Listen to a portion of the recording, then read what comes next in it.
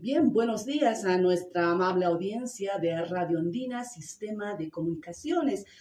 Hoy, 3 de julio, estrenando prácticamente el segundo semestre de este año y también en nuestro programa, estrenando nuestro primer programa en el mes de julio. Como todos los lunes ya estamos acostumbrados a emitir su programa Revisiones por Radio Andina, Sistema de Comunicaciones. Así también tenemos por Real Audio www.radioandinasc.com. Y como ustedes verán, también estamos a nuestros amigos de Facebook, también transmitiendo ya en vivo nuestro programa. Buen día, Moisés. Buen día, Adela. Ascui Uruquipan, Tapacha, Istilinaca. Hay un punche para los quechua hablantes y good morning para nuestros amigos del norte. Bien, estamos empezando nuevamente este programa. Es el primer programa del mes de julio, ¿verdad? Entonces, tenemos bloques interesantes y también una agenda importante para esta fecha. ¿Cuáles son los bloques, Adela? Bueno, como indicabas, ¿no? Tenemos temas interesantes en nuestros dos bloques acostumbrados. En el primer bloque estaremos tocando el tema del legado del Maicu y la coyuntura. Maicu, más conocido como Maicu, don Felipe Quispe, quien falleció ya el pasado 2021. Para hablar de este tema, tenemos la participación de nuestro invitado especial, Yawar Copana, quien nos estará acompañando a desarrollar este tema. Por otra parte, en nuestro segundo bloque tenemos el tema Huáncar, tambor de guerra, batallas de Ramiro Reinaga. Estaremos también tocando este tema bastante importante, además de tener en cuenta que para este tema, el desarrollo de este tema, estará una invitada especial quien ha compartido de cerca con Ramiro Reinaga, la señora Clara, ¿verdad, Moisés? Sí, Clara Flores. Clara Flores, exactamente, quien estará también participando en nuestro programa en el segundo bloque que ya anunciamos. Sin embargo, antes de dar inicio a estos bloques, daremos la lectura, como ya es costumbre, de los titulares que se presentan en los medios escritos de circulación nacional. Entre uno de los titulares que encuentro acá en el periódico La Razón indica: Gobierno rechaza informe de Modis por parcializado. Sabemos que la empresa Modis ha dado un informe respecto al déficit fiscal que lo pone a Bolivia entre uno de los países peligrosos o entre económicamente hablando, que no puede ser recurrir a préstamos crediticios, ¿verdad, Moisés? Sí, yo creo que ese tipo de calificación influye notablemente en que Bolivia sea, digamos, un país sujeto de crédito, ¿verdad? Entonces, ¿a qué se atribuye eso? Se atribuye, yo creo que fundamentalmente se dice a la corrupción, no tanto, digamos, a otros aspectos. El gobierno arguye que más bien debería ser positivo en la medida en que se está haciendo convenios con la China y Rusia, ¿verdad? Entonces, de todas maneras, es un tema que en alguna medida afecta, digamos, al país, y el gobierno también se pronuncia en el sentido de que no es justa, digamos, esa calificación que le da Moody's. Exactamente. Asimismo, en el mundo, respecto a este tema, periódico El Mundo: gobierno rechaza bajas calificaciones de Modis y alega reducción del déficit fiscal. En otro titular tenemos también el periódico El Día: Evo denuncia que la droga sale de Bolivia con aval del Estado, indica, tomando en cuenta que el caso de narcovuelo cumple un mes con muchas dudas pendientes al respecto. Se había transportado casi media tonelada de cocaína mediante las aerolíneas de BOA. Sí, este es un tema bastante delicado, porque de una parte la oposición interna del MAS le acusa de que están protegiendo al narcotráfico, y también hay una contraacusación de la otra parte, ¿verdad? Entonces, en ese sentido, Evo, como siempre, tiene la lengua suelta y dice, no, ya se habían trasladado más toneladas de droga, no solamente eso, pero ahora el gobierno, con cierto rigor, la FELCSE está en alguna medida obligándole a Evo que denuncie, esa denuncia que se presente legal formalmente, ¿no? Entonces eso lo pone contra las cuerdas, obviamente, a Evo Morales, ¿no? Para que demuestre con pruebas por qué, digamos, él afirma que eran más toneladas, y eso obviamente va a ser parte de toda esta novela que se va desarrollando en torno a las diferencias internas que existen dentro de la estructura del MAS. Así es, el país en sus titulares principales indica, sigue la escasez del dólar. Sabemos que, bueno, por lo menos el gobierno, una vez aplicada, indicaba, una vez aplicada la ley del oro, la situación del dólar habría de cambiar, bastante escasez del dólar, pero al momento aparentemente no hay todavía el dólar. La gente sigue buscando, fundamentalmente la gente que hace importaciones, ¿no es cierto, Moisés? Sí, este es un tema todavía que está pendiente, o sea, no hay liquidez, ¿no? En cuanto a la disponibilidad del dólar. Entonces, en esa medida, si es que hay escasez, digamos, de esta divisa, la tendencia es a la subida, ¿verdad? Entonces, es un problema que todavía se va arrastrando, no sabemos hasta cuándo se va a estabilizar, pero en alguna medida ya existen algunas cifras del mercado paralelo del dólar, lo que en Argentina llaman el dólar blue. En alguna medida ahora se va también desenvolviendo de ese modo en el país, ¿no? Entonces, ojalá que se llegue a las cifras, como se dice oficialmente, fijadas por el gobierno para la compra y venta del dólar. Así es, y entre otros temas sociales, fundamentalmente en el ámbito de la educación, sabemos que hoy 3 de julio están iniciando las vacaciones escolares en el sector de la educación. El Correo del Sur indica, comienza el receso escolar invernal y el gobierno cree poco probable ampliarlo. Se sabe que desde este 3 de julio hasta el 14 se desarrollarían las vacaciones invernales para los estudiantes de escuelas y colegios. Además de ello, como indica el gobierno, aparentemente no piensa ampliar. Sin embargo, eso se deberá someter a los análisis y ante todo la evaluación de las temperaturas, bajas temperaturas que estamos viviendo fundamentalmente en la parte occidental. Entonces, imagino que en función a eso se va a desarrollar, ¿verdad, Moisés? Si se amplía o no las vacaciones escolares. Sí, lo importante aquí es que no tienen que darse tareas para las vacaciones. Antes era lo contrario, ¿no? Los recargaban de tareas, pero la novedad es que no debería darse tareas a los estudiantes, por algo se denomina vacación. Lo interesante es que también por la crudeza del invierno, los funcionarios, tanto públicos como los que trabajan en el sector privado, también tienen su horario invernal a partir de hoy, ¿no? Es interesante. Exactamente, empresarios de la empresa pública y funcionarios públicos tienen, ¿no?, horario de invierno. Sin embargo, a propósito de esto, de lo que indicabas, Moisés, sobre las tareas, el máximo dirigente del magisterio indicaba que eso no debería realizarse así, porque ya les cuesta retomar a los estudiantes una vez que pues, retornan a clases, retomar en las actividades, se tardan unas 2 a 3 semanas ponerlos al día o hacerles recuerdo de lo que anteriormente habían avanzado. Y finalmente, bueno, tomando en cuenta que estamos iniciando el mes de julio y para nuestro departamento, el departamento de La Paz, ya se vienen las fiestas julianas, como se indica, ¿no? Y así es que el alcalde municipal de La Paz invitó al presidente a actos conmemorativos de la Revolución de Julio. Asistirá, ¿cómo será la situación, no? Moisés, están ya preparando la alcaldía ya las actividades para el festejo del aniversario paseño. Sí, esto responde a una especie de un nuevo realineamiento de relaciones al interior del movimiento al socialismo. Parece que hay una tendencia de parte de los arcistas, como se dicen, de poder estrechar una especie de relaciones con lo que anteriormente era la oposición dura, ¿no? Y por parte, digamos, de la corriente vista, o si no lo llaman algunos radical, otros lo llaman la vieja rosca, ¿no?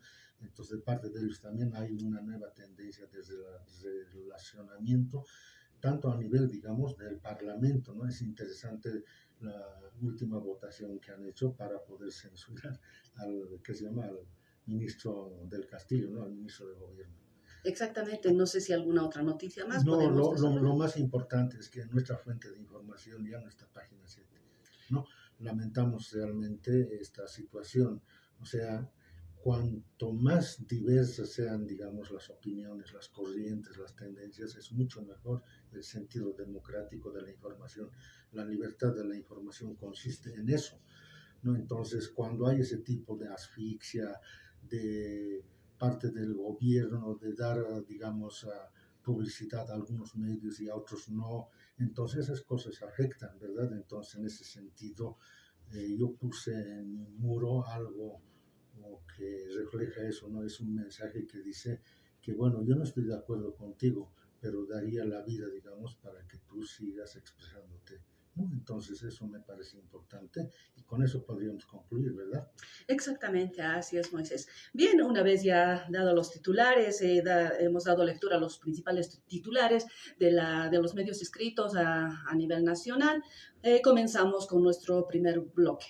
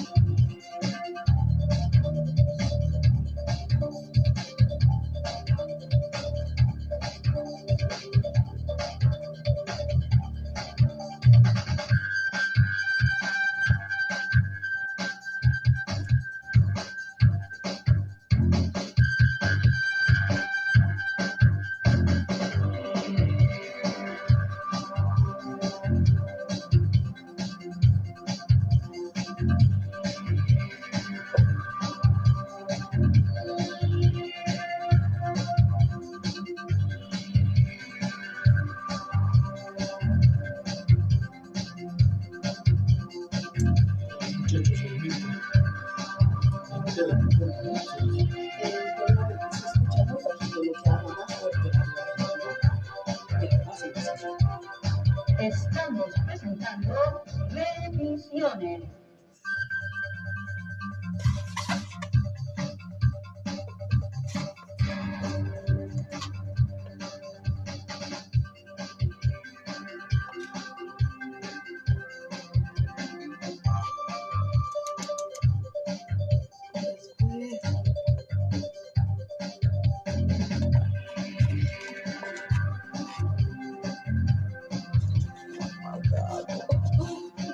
Por favor, me lo ha apagado. Hay una página que lo transmitir.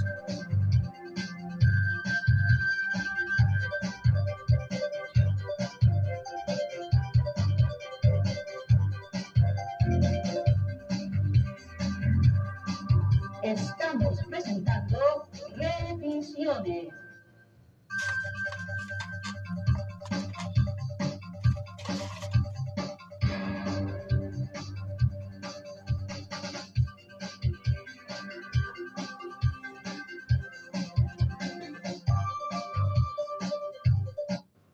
Bien, retornamos después de esta pequeña pausa para continuar con nuestro programa. Como ya habíamos indicado en nuestro primer bloque que empezaremos a desarrollar ya al momento, tenemos la temática del legado del Malcu y la coyuntura, para cual hemos invitado a Yawar Copana, quien tiene bastante conocimiento al respecto al caminar, a la política desarrollada por Felipe Quispe Malcu. Bien, con él empezaremos este primer bloque. Para inicialmente presentarse, por favor, Yawar Copana, la relación que usted tuvo con Felipe Quispe Malcu. Por favor, adelante. Bueno, muchísimas gracias. Saludar acá a nuestro hermano Moisés, muy complacido de poder compartir con un hombre histórico también dentro de la lucha del catarismo. asimismo con usted, hermana Adela, y saludar a toda nuestra audiencia, quienes el día de hoy, bueno, pues están en sintonía con la Radio Andina, ¿no? Bueno, muy encantado de poder hablar de Felipe Quispe desde su partida. No hemos tenido ningún otro escenario para poder comentar sobre su vida, su pensamiento, su lucha y también principalmente sobre su legado que nos han dejado a las nuevas generaciones, ¿no? Este es el primer programa en el que hablo sobre Felipe Quispe Huanca, ¿no? Sí, interesante. Yo quiero comenzar con una anécdota que es bastante importante para mí, ¿no? Había un evento que se desarrollaba en la Universidad Pública del Alto y estaban jóvenes, los sucesores del Maipo, ¿no? Estaba yo en el público con Felipe Quispe, ¿no? Entonces ahí estaba, yo recuerdo, Yaguar, estaba también Freddy Acarapi, y no recuerdo otros más. Pero al final, cuando ya terminaron la participación de todos los jóvenes de esta nueva generación de indianistas, cataristas, Felipe dijo, bueno, todos no han tenido buena participación, excepto Yaguar, ¿no? Entonces, todos pensaron de que Yaguar era el elegido, el sucesor de Felipe, ¿no? Desde entonces se ha creado esa idea.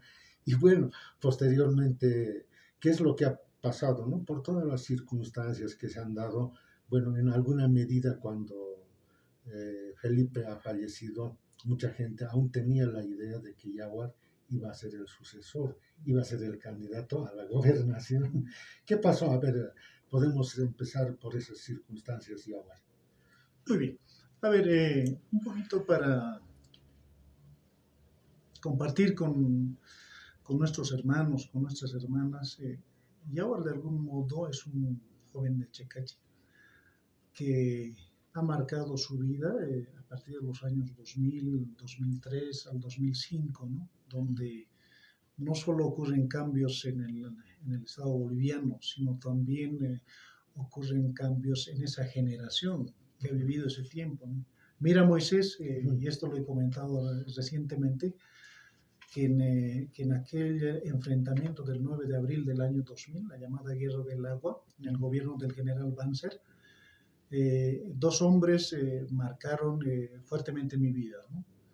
Uno de ellos es Felipe Quispe Huanca, quien por ese entonces, bueno, emergió, ¿no? Como un líder aymara, quien pues cuestionó, ¿no? a un gobierno, un general, ¿no? A hablar de presidente a presidente, ¿no? Era algo novedoso para todos, ¿no? En ese momento también mi padre es Dionisio Copana, quien también cayó herido de bala, ¿no? En aquel cerro de Calachaca, ¿no? Una bala le había impactado en la cabeza, pero bueno, gracias a nuestros chillas ha sobrevivido, ¿no? De aquel enfrentamiento. Entonces, estos dos hombres han sido referentes, ¿no? Posterior a eso, siempre tuve el anhelo de poder conocer a Felipe Quispe, ya que Felipe Quispe, siendo un hombre, es decir, es uno de nosotros, ¿no? Él provenía de Ajliata, entonces yo soy de Achecachi, no me quedaba muy lejos.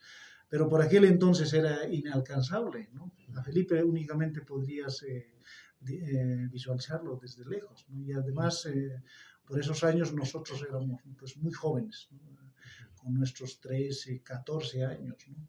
Claro, evidentemente hemos crecido en esas movilizaciones. Nosotros correteábamos junto a los que ahora se llaman los Ponchos Rojos en Calachaca, es decir, dormíamos junto a los hermanos que hacían su rotación en las noches para hacer vigilia, ¿no? Entonces, somos de algún modo producto de aquello. Posteriormente tuve la oportunidad de conocerlo a Felipe Quispe muy de cerca, ¿no? Muy de cerca, por lo menos a partir del año 2004, ¿no? Hasta el día de su muerte, ¿no?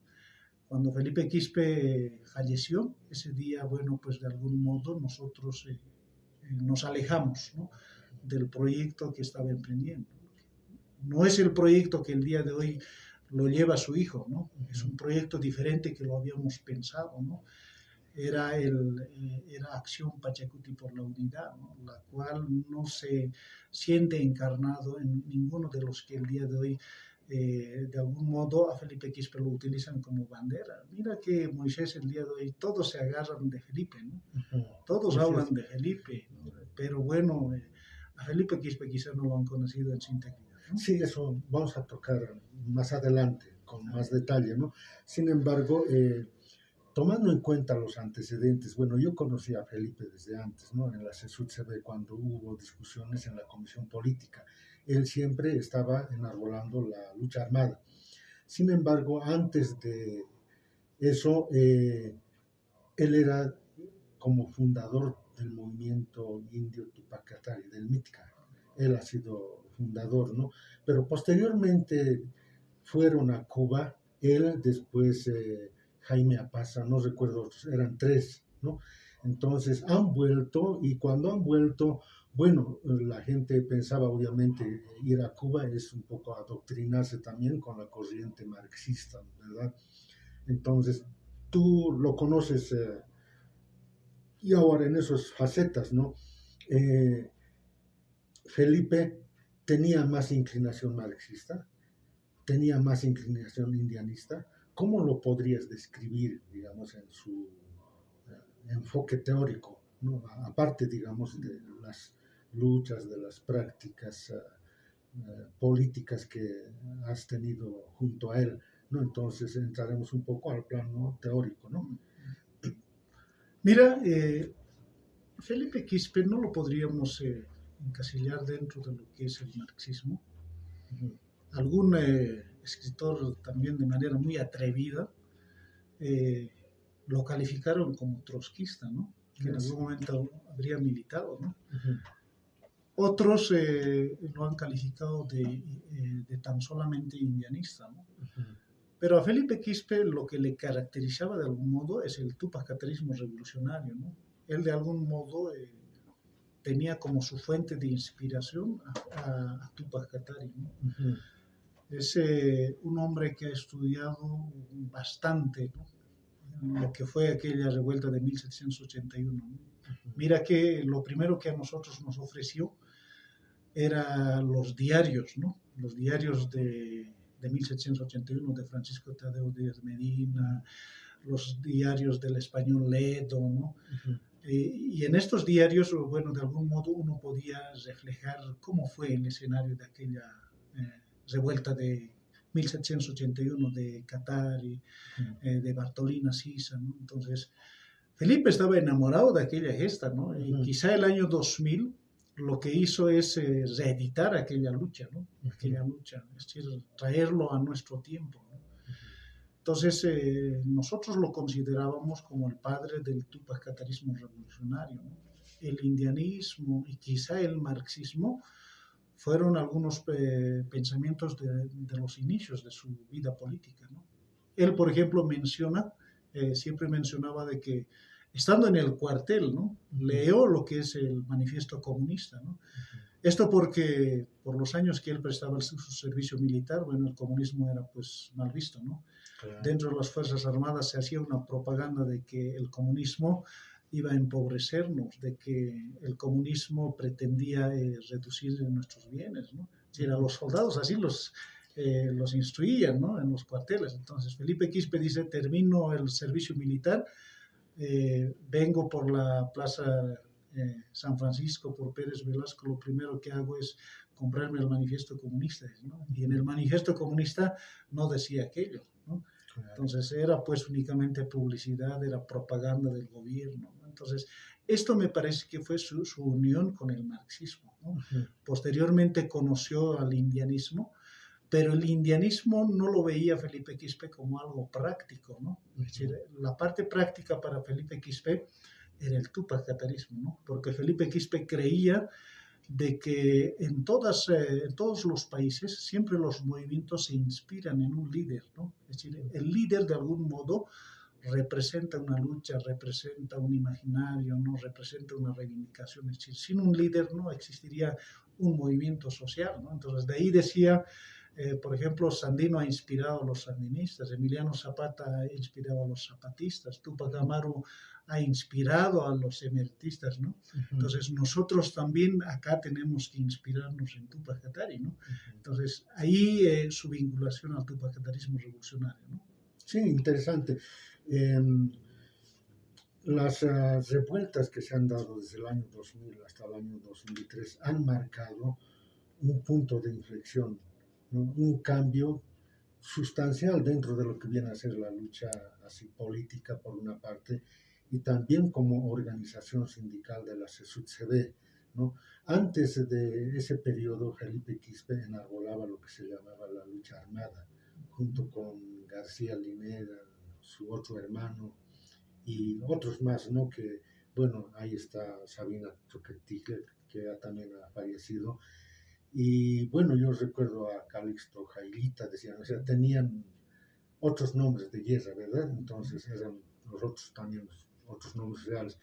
Pero después de dejar, no sé si dejó completamente, pero entró a la vida sindical y en la vida sindical, después de que cayó preso, logró ganar precisamente la Secretaría Ejecutiva de la CESUD-CB, ¿no? Hubo un cambio ahí bastante fundamental. Y en ese sentido, Felipe Quispe, esa frase bien célebre que tú has mencionado, ¿no? A Banzer le dice, hablaremos de presidente a presidente. Entonces, ¿qué es lo que ha sucedido con eso, no? Antes a los dirigentes los convocaban al ministerio para poder conversar.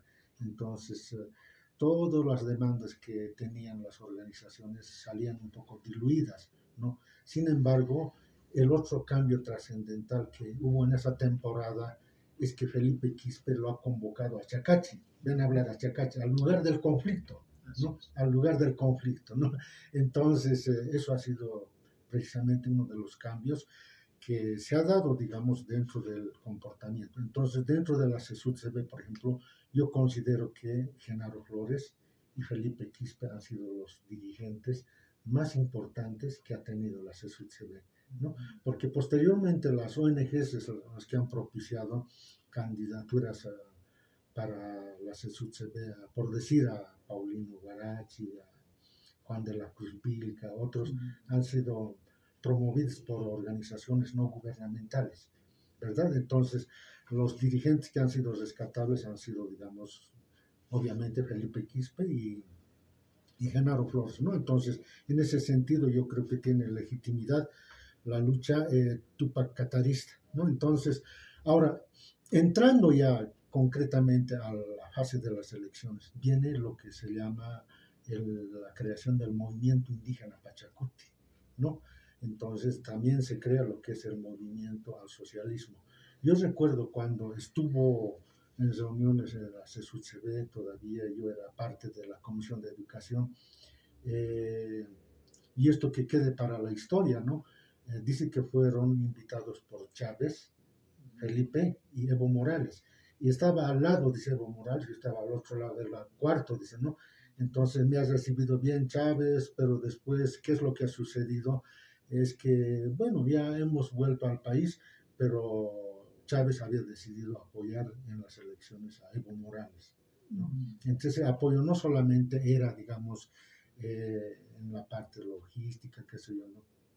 Entonces hubo un apoyo y eso ha desequilibrado. O sea, la lucha que hizo, que se llama Felipe Quispe, lo ha capitalizado Evo Morales, el movimiento al socialismo. ¿O cómo lo ves? Esa parte podríamos un poco ahondar en sus detalles.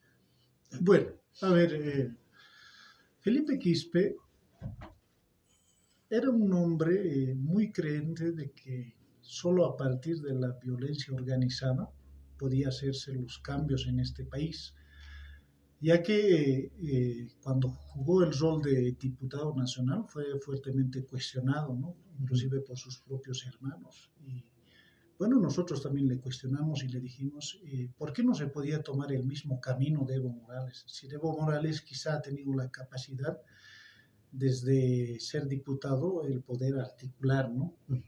Y en poder engrandecer lo que es el partido. Pero Felipe Quispe nos dijo que, bueno, él no tenía muchos militantes allá dentro del Parlamento. Inclusive muchos de los diputados que habían llegado junto con él, estos se habían revolcado, es decir, no eran gente muy decidida, ¿no? Gente convencido de los cambios que debían de ocurrir en este país, ¿no?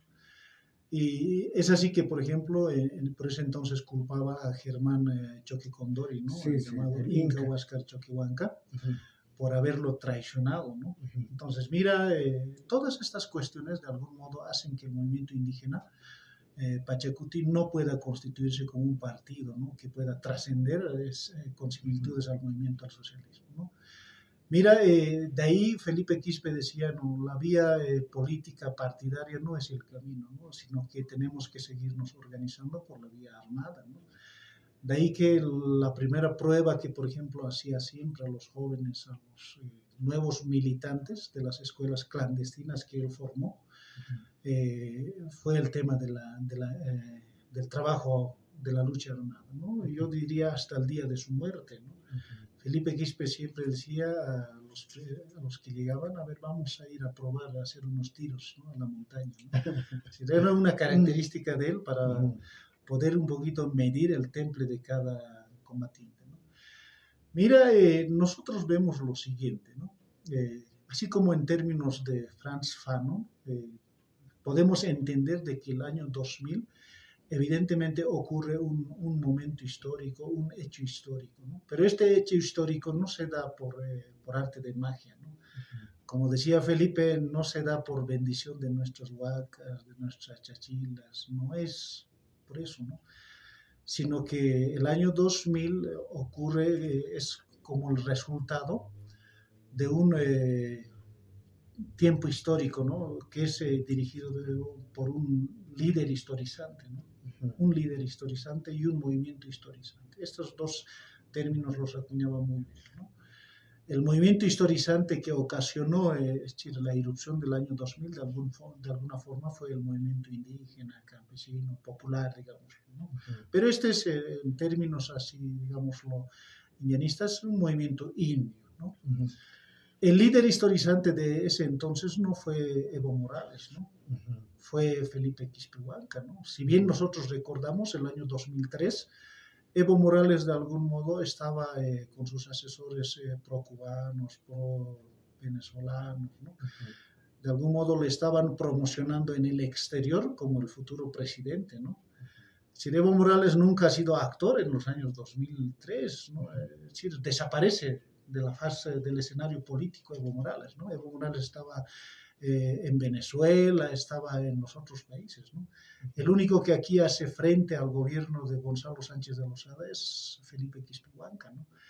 Y de algún modo, en este tiempo también, al hacer frente, toda esta gente, ¿no? Neoliberal, aristócratas, ¿no? Digamos, esta gente que siempre ha estado, es decir, lo ha visto a la política como algo propio, de algún modo ha estado también tejiendo para que Felipe Quispe pudiera caer, ¿no? Y llega en ese entonces lo que es Evo Morales, ¿no? A nosotros también nos contó de esa anécdota de que se reunieron en Venezuela, fueron convocados, ¿no? Así es, así es. Que Hugo Chávez les habría convocado tanto a Felipe como a Evo Morales para que pudieran afrontar los dos una elección en 2005, ¿no? El problema fue allá quién iba a ser el tema del presidente y quién el vicepresidente, ¿no? Interesante. Sí. Ahí, bueno, no se pusieron de acuerdo ni con Evo ni con Felipe, ¿no? Porque Felipe Quispe, de algún modo, es como la agricultura, había sembrado, ¿no? Sí, Él había ocasionado la caída de estos gobiernos. Pero Evo Morales, por el contrario, no.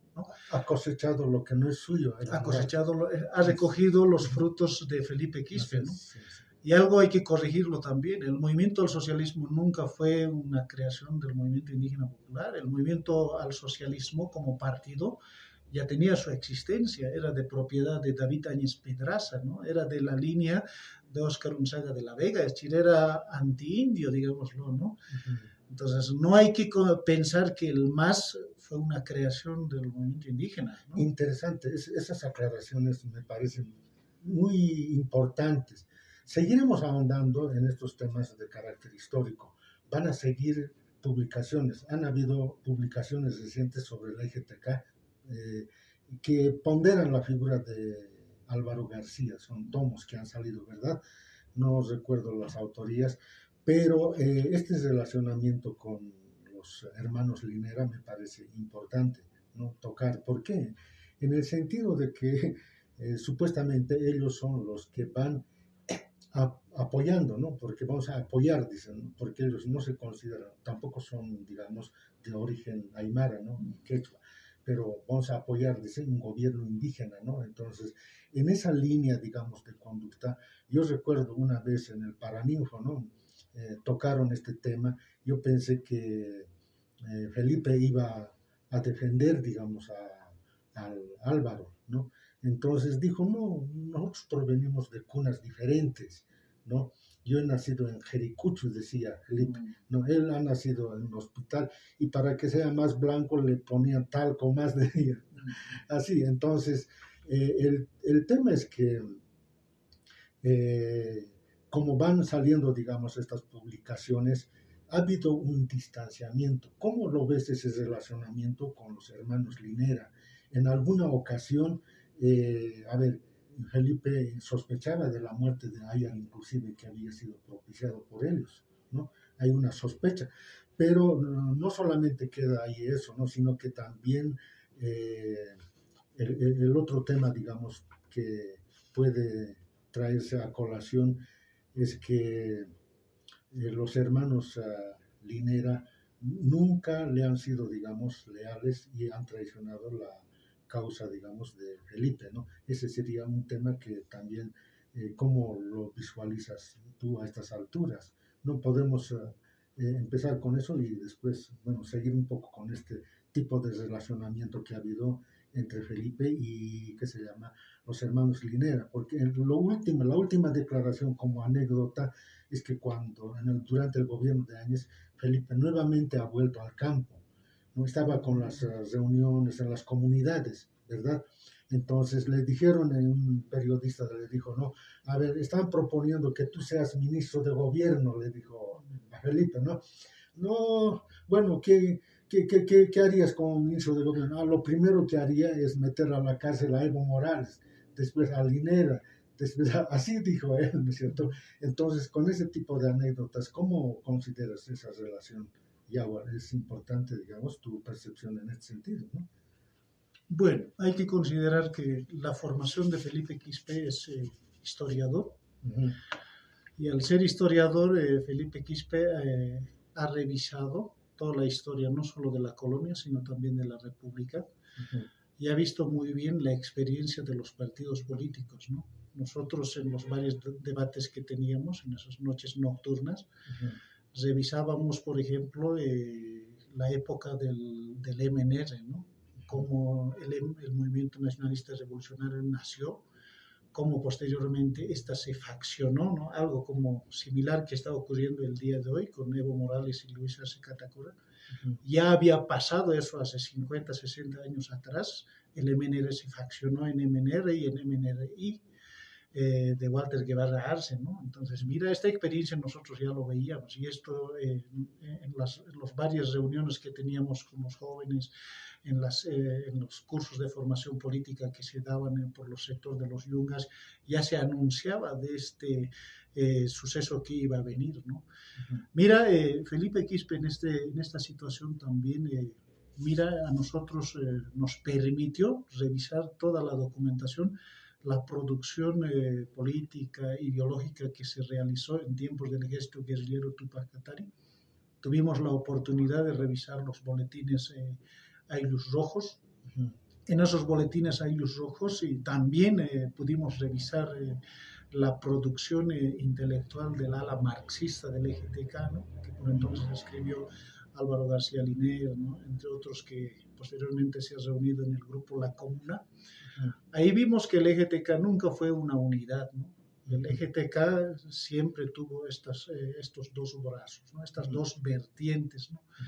la indianista Tupac Catarista y también lo que es el ala marxista, ¿no? Muy interesante. Esta ala marxista, es decir, había un divorcio ideológico, ¿no? Mira que al nacimiento del EGTK, ambos vertientes lanzaron su manifiesto, ¿no? Del inicio de la lucha armada, ¿no?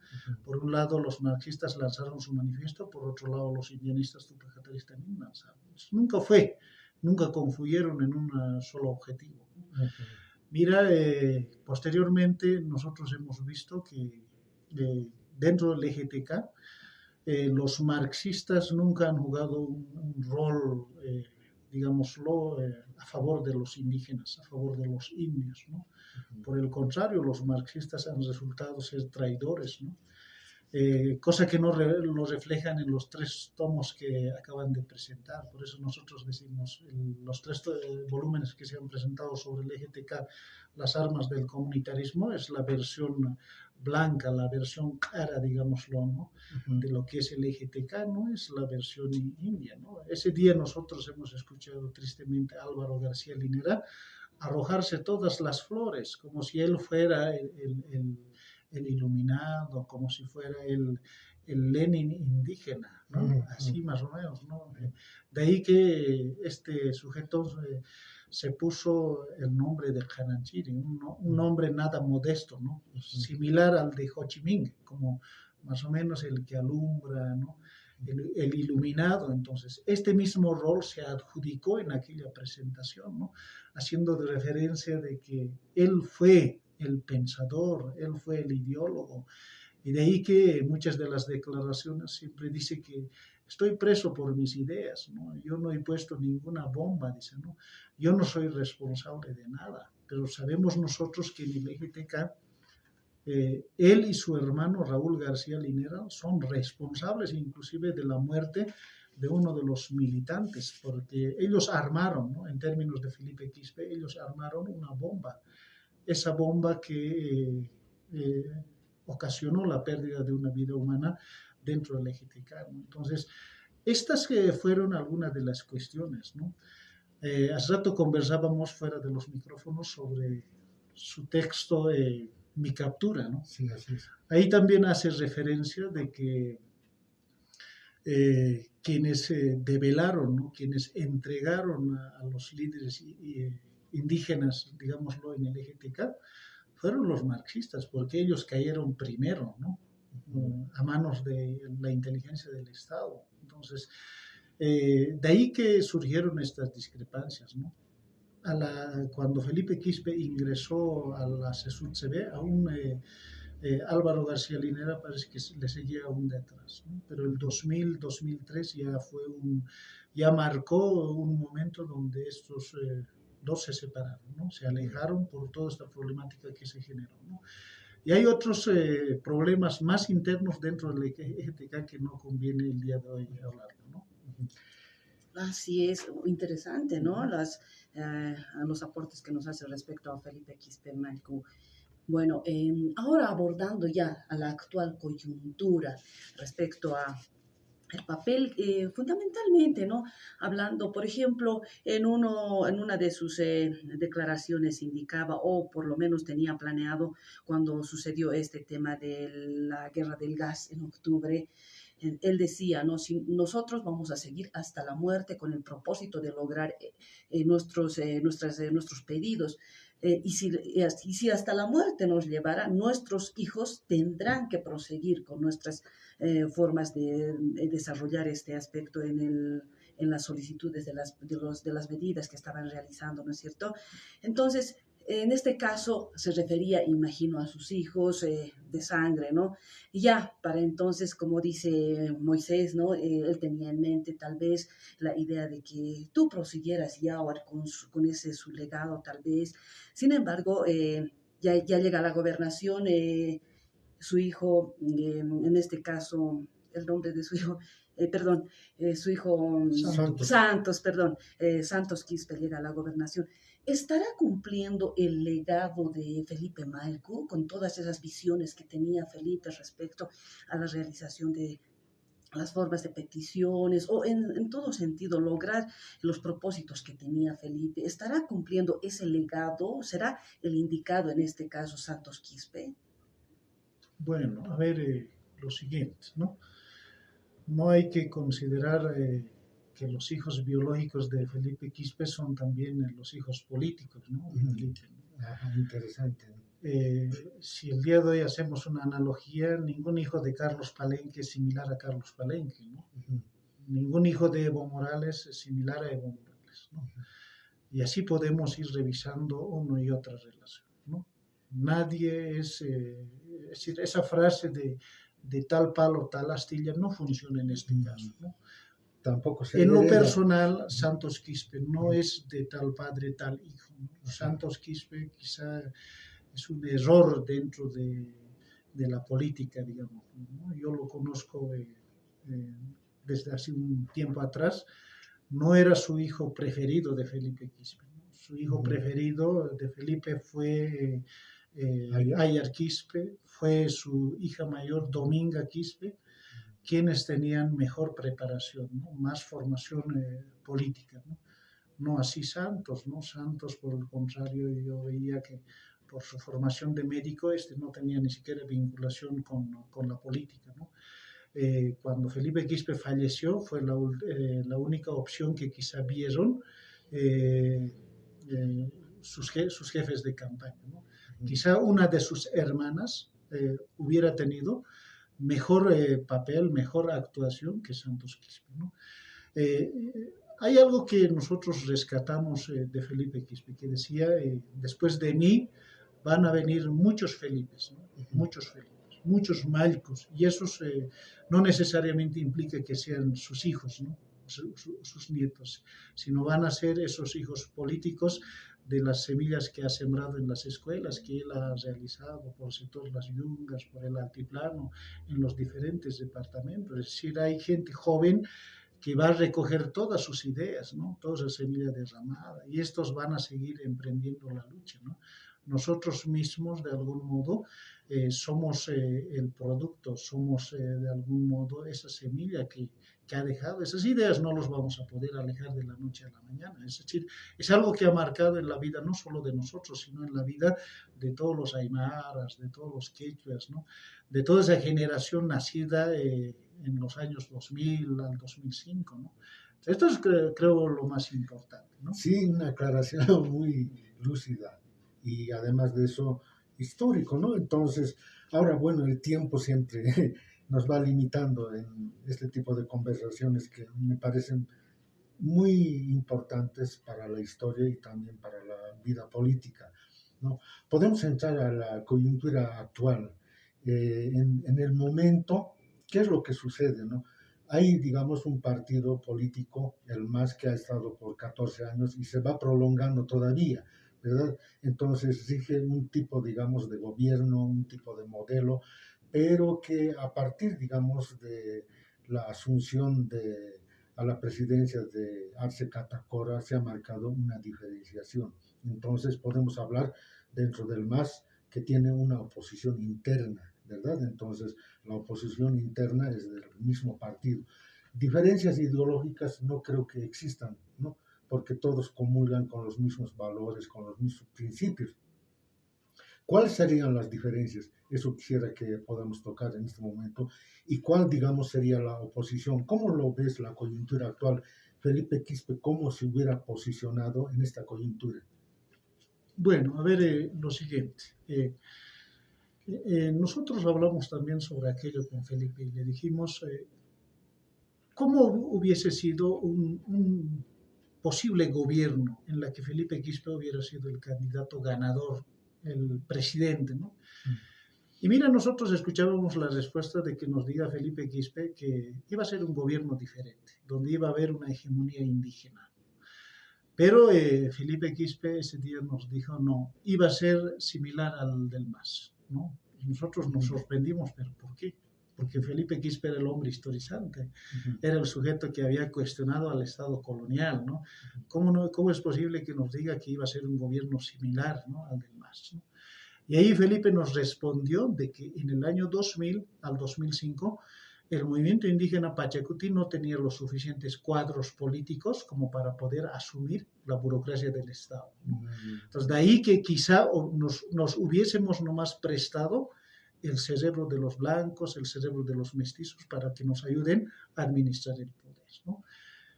Esto ocurrió en el movimiento al socialismo, ¿no? El movimiento al socialismo, mira, mi hermano Moisés, en nuestra concepción, no es una unidad política ni ideológica.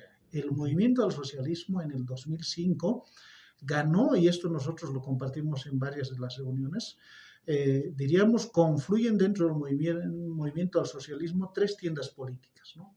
Por un lado, está un ala, digámoslo, indigenista, catarista, ¿no? Que está a la cabeza de Evo Morales, estaba ahí Lino Vilca, Román Loaiza, Santos Ramírez, Félix Pazzi, entre otros, ¿no? Un ala indigenista, un ala,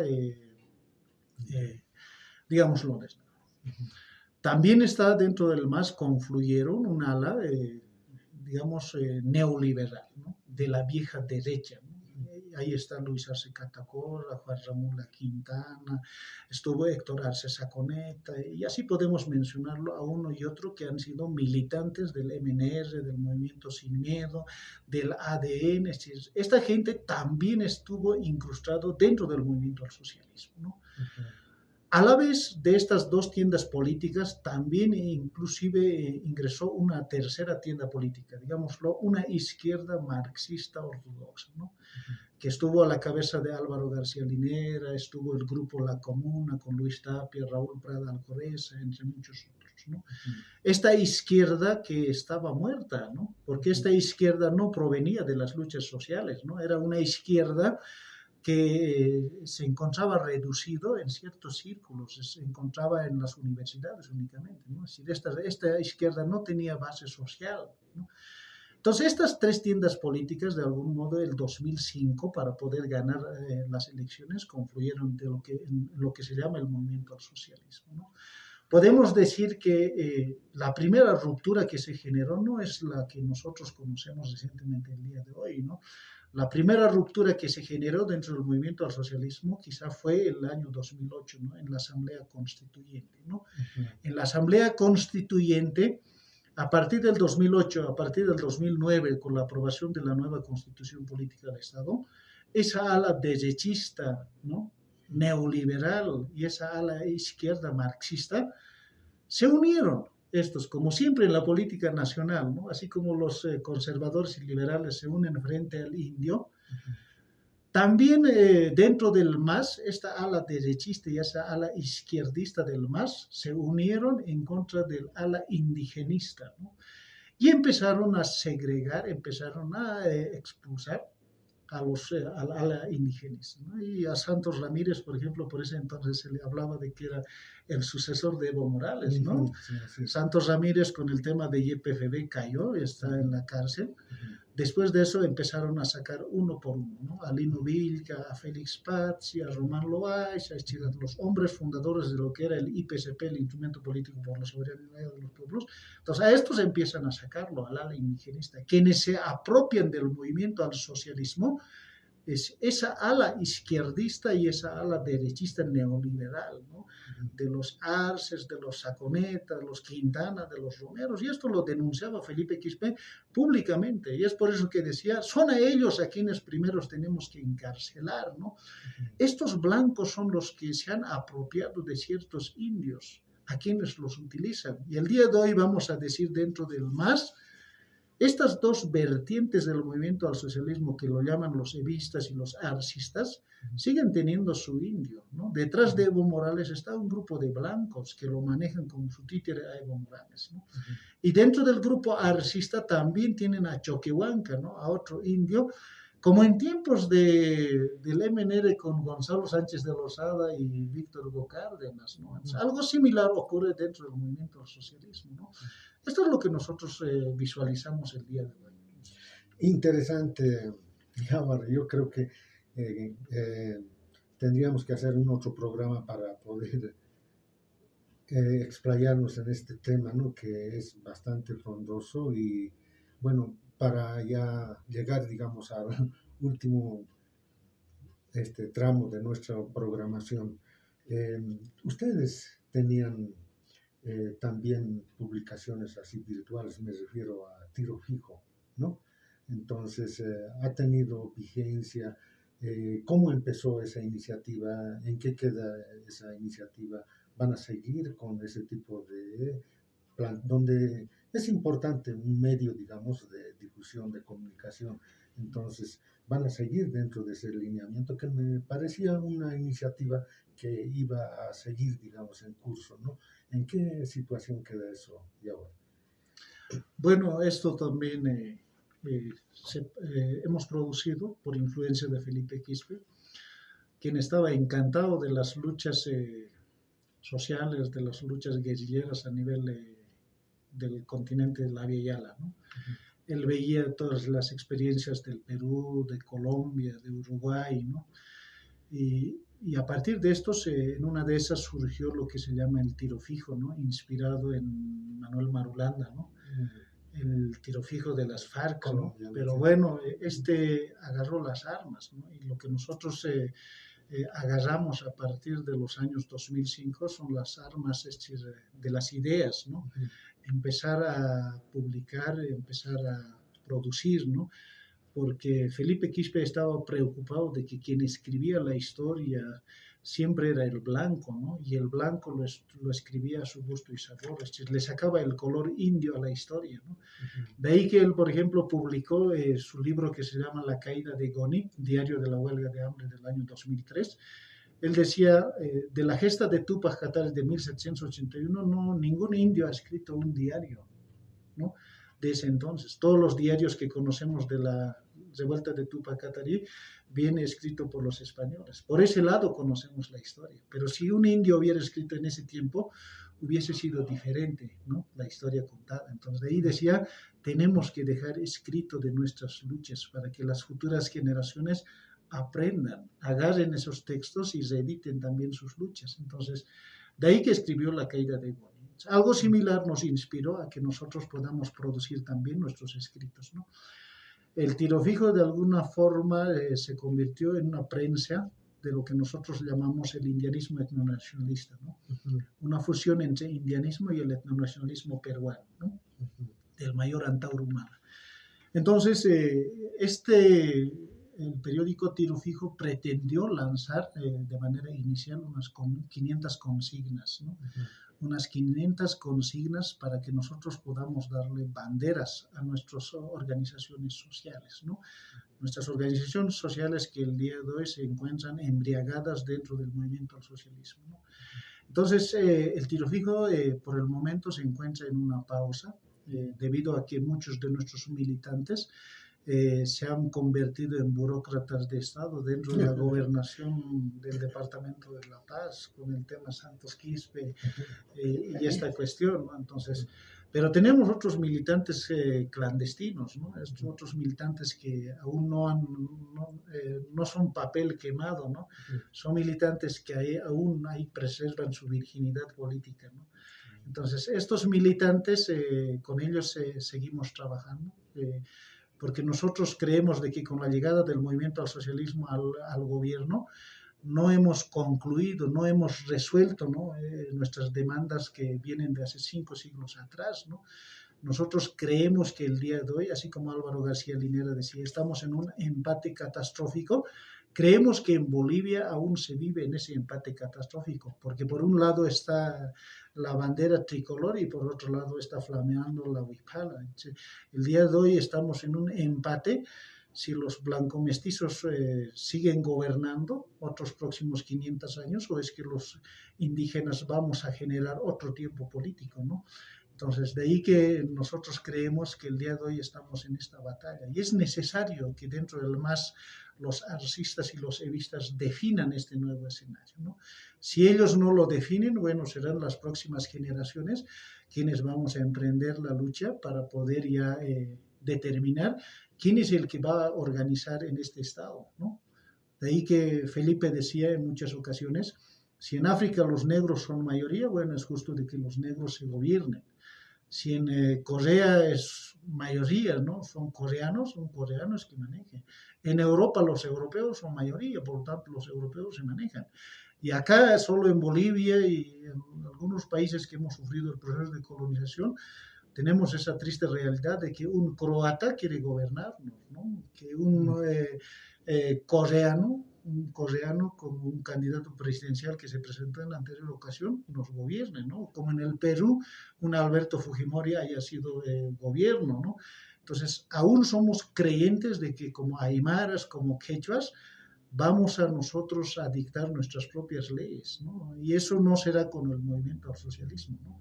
Por más que ellos traten de cooptar, ¿no?, a nuestra intelectualidad en los encuentros llamados encuentros de intelectuales aymaras, encuentros de intelectuales quechuas, pensamos que es una desviación, ¿no?, que está realizando el gobierno. Es decir, ellos no saben ya de dónde agarrarse. Es decir, como discurso, el movimiento indígena hasta el año 2000-2003, todo lo que había producido el indianismo, el tupacatarismo, estos lo han agarrado y lo han desgastado, ¿no? El día de hoy entonces nos toca a nosotros producir nueva teoría, nuevos discursos, nuevos imaginarios para poder responder en las nuevas crisis sociales, en las nuevas crisis políticas que vendrán en adelante, ¿no? En ese momento seguramente emergerían estos grupos, ¿no? Sí, bien interesante, ¿no? Los aportes, las formas en que nos explica, ¿no?, respecto a este tema. Un último punto me gustaría insistir así, muy cortito. ¿Podría ser una evaluación de la gestión del gobernador Santos Quispe? ¿Cuál es el papel que está cumpliendo? ¿Está realmente cumpliendo con lo que se habría propuesto? Además de ello, tomando en cuenta, ¿no?, que tiene denuncias de violación, han habido situaciones en las que se le encontró bebiendo en su oficina. Un resumen así bien cortito, ¿cuál sería desde su punto de vista la evaluación a la gestión del gobernador? Bueno, lo que nosotros podemos decir es que la actual gestión de la gobernación del Departamento de La Paz definitivamente que no es la continuidad de la lucha de Felipe Quispe Huanca, ¿no? Si Felipe Quispe Huanca estuviera en vida, de seguro le da un jalón de orejas a su hijo, ¿no? Porque ¿cómo es posible que el hijo del médico haga honores a Alonso de Mendoza, ¿no?, que en algún acta hemos visto? Eso nunca lo hubiera realizado Felipe Quispe, ¿no? Felipe Quispe era un hombre que era digámoslo, un hombre muy templado, ¿no? Era un hombre que sabía elegir su escenario, ¿no? Sabía enfrentar en los momentos muy difíciles. No hemos visto ese mismo rol protagónico, ¿no?, de sus hijos ni de aquellos que se adjudican su nombre, ¿no? Entonces, creemos que la gestión que actualmente desempeña en la gobernación es como cualquier otro político, ¿no?, sin ideología, sin principios, ¿no?, sin ningún legado. Entonces, los otros temas, bueno, eso le corresponde responder a otras instancias, ¿no?, de la que no podemos opinar. Sí. Bueno, creo que nos hemos pasado un poquito del límite del tiempo. Sin embargo, como decías, Moisés, creo que sería muy importante, ¿no?, en un próximo programa, en un próximo programa, desarrollar este tema, que se hace prácticamente muy corto el tiempo. Bien, agradeciendo a nuestro invitado el día de hoy en este nuestro primer bloque, nos vamos a la pausa, por favor. Sí, gracias. Y ahora con un lenguaje directo, ¿no? Ya volvemos. Reflexiones.